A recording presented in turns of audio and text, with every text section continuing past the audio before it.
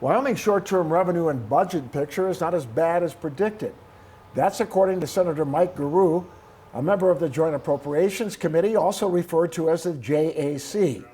It's the long-term outlook, or what's called the structural deficit, that the Democrat from Jackson is worried about. The total picture, when you look 5 years out, create those structural deficits. Now, how do you solve it? Solve it by spending less, and we've been doing that. A lot of folks need to realize that over the past 8 years, we have less employees in state government than we had 8 years ago. Government is smaller. Programs are smaller. You hear a lot about the structural deficit these days. That's when your spending exceeds your estimated revenues over a certain period of time. Right now, it's over $400 million. $250 million of that deficit is K through 12 schools, and another $150 million or more for capital construction, University of Wyoming, community colleges, and other obligations.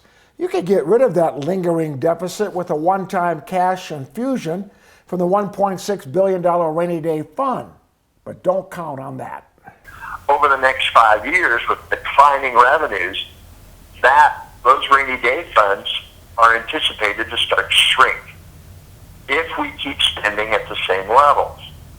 And we won't have money, given our current revenue picture,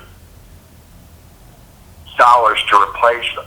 Blame the shortfall on a fossil fuel recession that's getting deeper because of lower oil and natural gas prices and coal, the largest revenue generator in a depression. Now back to the big deficit driver, schools. We asked Senate Appropriations Chairman Eli Bebout why education gets an inflation increase called an external cost adjustment, why other state agencies do not. It will be $19 million for the next budget cycle. Now, many lawmakers say it's a constitutional mandate by the courts to fund the education model. Quite frankly, I'm tired of the courts dictating how we spend money on education. I think it should be up to elected officials, i.e. the legislature, to make those decisions. If you don't like what we do, you vote us out, rather than have the court tell us what to do. Investment returns have been much better than expected and have helped soften the deficit blow. But legislative leaders don't put much faith that those returns will last and prefer to use those returns as one-time money for capital construction and not for ongoing expenses. And they expect Governor Mark Gordon to submit a budget with substantial cuts. The challenge is to not just kick the can down the road and do nothing. We need to start making progress on our future to deal with our structural deficit. We do have funds available to get us through these kind of times, but the revenue stream and the way we generate revenue is changing. Minerals will not be able to carry the load like they have in the past.